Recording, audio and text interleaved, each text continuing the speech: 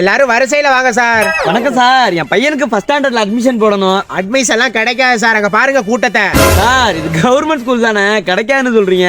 Sir government ஸ்கூலுக்கு தான் sir இப்ப டிமாண்ட். பிரைவேட் ஸ்கூல் எல்லாம் இப்ப யாரும் சேர்க்கறதே கிடையாது. என்ன சார் சொல்றீங்க?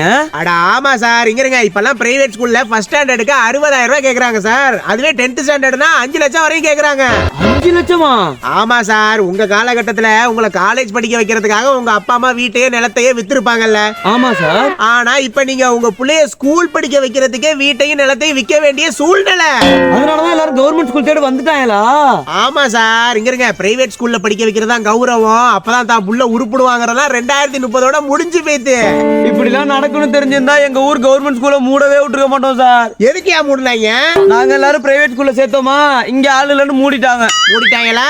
அப்ப நீ மூடிட்டு போய் வரிசையில நில்லு. எத்தனாவது டோக்கன் சார்? யோ இப்பதான் 5000 டோக்கன் போயிருக்கு. 5000மா? ஆமா, போய் வரிசையில நில்லு போ.